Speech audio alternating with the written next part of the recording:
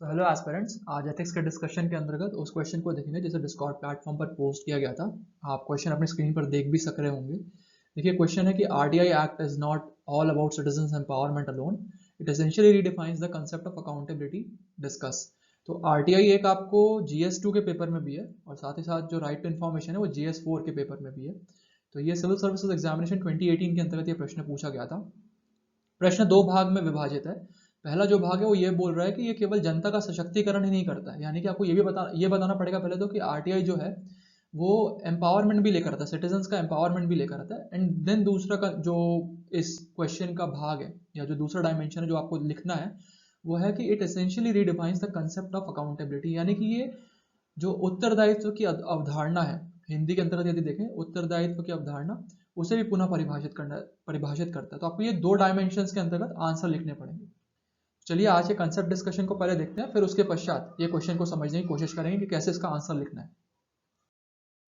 तो देखिए, जो आज का टॉपिक है वो है rules as a source of ethical guidance, यानी कि नियम जो होते हैं वो किस तरीके से नैतिक निर्णयों को लेने में आपकी मदद करते हैं या प्रशासक की मदद करते हैं, उसे समझने की कोशिश करेंगे। तो जो कल का डिस्कशन था हमारा, उसमें हमने देखा था कि कैसे जो लॉज होते हैं वो as a source of ethical guidance काम करते हैं।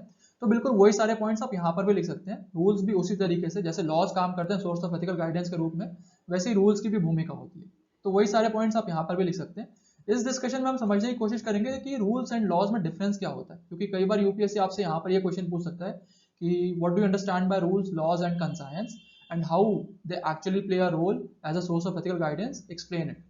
तो आपको यहाँ पर समझ में आने की जरूरत है कि जो कानून होते हैं, जो नियम होते हैं और जो अंतरात्मा होती है उनमें क्या अंतर होता है।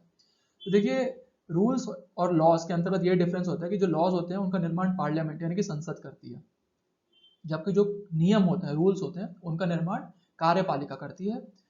या फिर कई बार ऐसा भी होता है कि जो नियम होते हैं, कुछ नियमों का निर्माण निजी संस्था भी करती है। तो आप वो भी लिख सकते हैं कि एग्जीक्यूटिव बॉडी करती है या तो फिर प्राइवेट बॉडी, प्राइवेट ऑर्गेनाइजेशन कर सकते हैं रूल्स का निर्माण। देन इसका इंप्लीमेंटेशन कौन करवाता है? देखिए, इंप्लीमेंटेशन कानून का हमेशा सरकार करवाएगी। यदि जो नियम है वह नियम सरकार के द्वारा बनाए गए हैं तो सरकार उसका इंप्लीमेंटेशन करवाएगी, प्राइवेट संस्था के द्वारा बनाए गए हैं तो प्राइवेट ऑर्गेनाइजेशन उसका इंप्लीमेंटेशन करवाएगी। देन इनका एक्सटेंड कितना, यानी कि दायरा कितना होता है।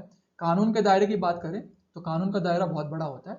यदि नियमों के दायरे की बात करें, रूल्स के एक्सटेंड की बात करें, तो वो लिमिटेड होता है कंपैरिजन टू लॉज।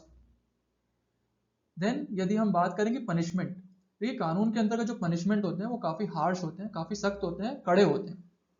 रूल्स के अंतर्गत जो पनिशमेंट डिफाइन होते हैं वो इतने कड़े नहीं होते जितना कानून के अंतर्गत होते हैं।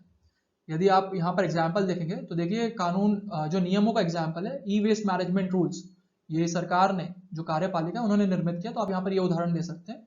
और कानून के उदाहरण के रूप में जैसे वाइल्ड लाइफ प्रोटेक्शन एक्ट हो गया, या फिर एनवायरमेंटल प्रोटेक्शन एक्ट हो गया, एंटी डाउरी एक्ट हो गया, या prevention of the corruption act, ऐसे कई सारे कानूनों का आप उदाहरण दे सकते हैं। तो चलिए अब आज के क्वेश्चन को देखते हैं। देखिए, जो आज का क्वेश्चन था, यदि आपके पास वो क्वेश्चन नहीं है तो आप पुनः इस वीडियो के डिस्क्रिप्शन बॉक्स के अंतर्गत जाकर इस क्वेश्चन को देख सकते हैं। तो क्वेश्चन में ये चीज पूछी गई थी कि आरटीआई जो कानून है वो केवल जनता के सशक्तिकरण को नहीं लेकर आता, यानी कि केवल सिटीजन एम्पावरमेंट को नहीं लाता है, साथ ही साथ वो कई सारा जो उत्तरदायित्व है उसकी अवधारणा को भी पुनः परिभाषित करता है, यानी कि it essentially redefines the concept of accountability. तो जब आप अपना उत्तर लिखेंगे तो सबसे पहले तो आप इंट्रोडक्शन में ये बताइए कि आरटीआई कानून के ऑब्जेक्टिव्स क्या थे। आरटीआई कानून लाया क्यों गया था वर्ष 2005 के अंतर्गत? तो आप बताइए कि सरकार ये चाहती थी कि गुड गवर्नेंस लागू किया जाए, इसी तरीके से पार्टिसिपेटरी गवर्नेंस की अवधारणा को भी स्थापित करना चाहती थी सरकार, और साथ ही साथ सिटीजन सेंट्रिक, यानी कि जनता ज्यादा से ज्यादा सरकार के साथ जुड़े और जो सरकार है या प्रशासन है वो जनता केंद्रित की अवधारणा पर काम करे। इसी कारण से सरकार ने आरटीआई कानून को लेकर आया। तो कुछ इस प्रकार का इंट्रोडक्शन आपको 2 से 3 पंक्तियों के अंतर्गत दर्शाना पड़ेगा कि आखिरकार आरटीआई का ऑब्जेक्टिव क्या था उसे लेकर आने के लिए। देन अब आप मुख्य भाग में आइए, जो मेन बॉडी है, इसे आपको 2 भाग में डिवाइड करना पड़ेगा। 2 सब डायमेंशन डालने पड़ेंगे। पहला सब डायमेंशन आपको डालना पड़ेगा कि आरटीआई कैसे सिटीजन एम्पावरमेंट लेकर आता है। दूसरा आपको सब डायमेंशन देना पड़ेगा कि आरटीआई कैसे अकाउंटेबिलिटी को रिडिफाइन करता है। देन जो सिटीजन एम्पावरमेंट है उसमें आपको कुछ पॉइंट्स दर्शाने पड़ेंगे कि कैसे आरटीआई के माध्यम से ट्रांसपेरेंसी यानी पारदर्शिता लागू होते हुए नजर आती है।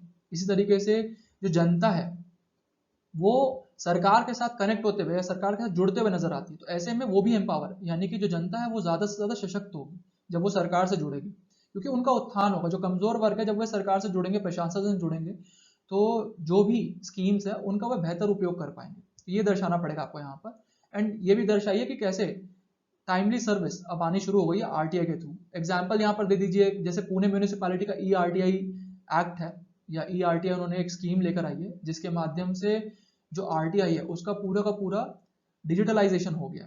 तो आप ऐसे बता सकते हैं कि सिटीजन एम्पावरमेंट इन स्कीम्स के माध्यम से, इन योजनाओं के माध्यम से हो रहा है। देन अकाउंटेबिलिटी दर्शाइए कि अकाउंटेबिलिटी को कैसे रिडिफाइन करता है। आप बताइए कि वर्तमान समय में आरटीआई के माध्यम से एक ऐसी संस्कृति का उत्थान हो रहा है, या एक ऐसी संस्कृति पनप रही है जिसमें अब क्वेश्चंस या प्रश्न पूछने की जो संस्कृति है वो आगे बढ़ते हुए नजर आ रही है। तो कल्चर ऑफ आस्किंग क्वेश्चंस जो पहले चीज नहीं थी, आरटीआई से पहले ये प्रशासन के अंतर्गत नहीं था। जब आप क्वेश्चन पूछते थे तो सरकार उन प्रश्नों का ठीक से जवाब भी नहीं देती थी और प्रश्नों को दबा दिया जाता था। लेकिन अब ये चीज नहीं है, अब यहाँ पर ऐसा कल्चर पनप रहा है कि आप क्वेश्चन पूछ सकते हैं सरकार से। तो वो अकाउंटेबिलिटी यानी उत्तरदायित्व स्थापित करता है। देन आप बताइए कि इस उत्तरदायित्व के चलते जो भी प्रशासक है जो अपने निर्णय लेते हैं वो उसके प्रति रिस्पॉन्सिबल बन रहे हैं, यानी कि रिस्पॉन्सिबिलिटी का भी एक मूल्य स्थापित हो रहा है। एंड देन आप बताइए कि टाइमली डिसीजंस लेते हैं। अब ऐसा नहीं कि निर्णय लेने में वे काफी देरी कर रहे हैं, क्योंकि जैसे उदाहरण के तौर पर यदि आप आरटीआई के अंतर्गत कोई भी एप्लीकेशन डालते हैं तो आपको ये पता चल जाएगा कि निर्णय लेने में कहां पर देरी हो रही है, कौन सा प्रशासक सही से निर्णय नहीं ले रहा है। तो ऐसे में प्रशासकों पर भी एक प्रकार का दबाव बनता है कि उन्हें निर्णय समय पर लेने। तो ये बताइए अकाउंटेबिलिटी यहाँ पर स्थापित हो रही है। रीडिफाइनिंग द अकाउंटेबिलिटी ये आपको दर्शाना पड़ेगा। उदाहरण दर्शा दीजिएगा एक या दो कि कैसे रीडिफाइनिंग ऑफ द अकाउंटेबिलिटी सामने आते हुए नजर आ रही है। देन आप ये बताइए, क्वेश्चन यहीं पर एंड मत कर दीजिए, क्योंकि क्वेश्चन पूछ रहे हैं कि डिस्कस यानी चर्चा करें, तो आपको लिमिटेशंस भी बताने पड़ेंगे कि क्या क्या कमियां आरटीआई के अंतर्गत है। एक या दो कमियां दर्शाइए, ऐसे मत कीजिएगा कि कम से कम आप 5 या 6 कमियां लिखने लग गए, क्योंकि वो क्वेश्चन की प्रमुख डिमांड नहीं है।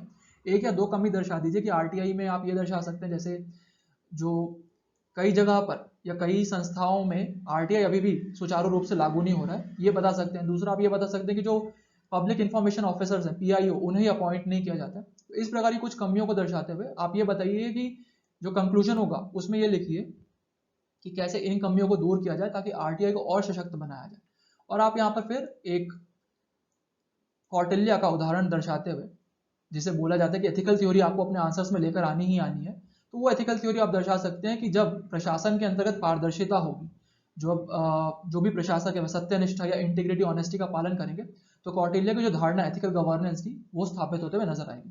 तो इस प्रकार से लिखते हुए आप अपने क्वेश्चन का या उत्तर का एंड कर सकते हैं। मैं आशा करता हूँ आपको चीजें समझ में आई होगी ठीक तरीके से। कोई भी डाउट्स होंगे तो प्लीज आप डिस्कॉर्ड प्लेटफॉर्म पर पूछ लीजिएगा। बहुत बहुत धन्यवाद।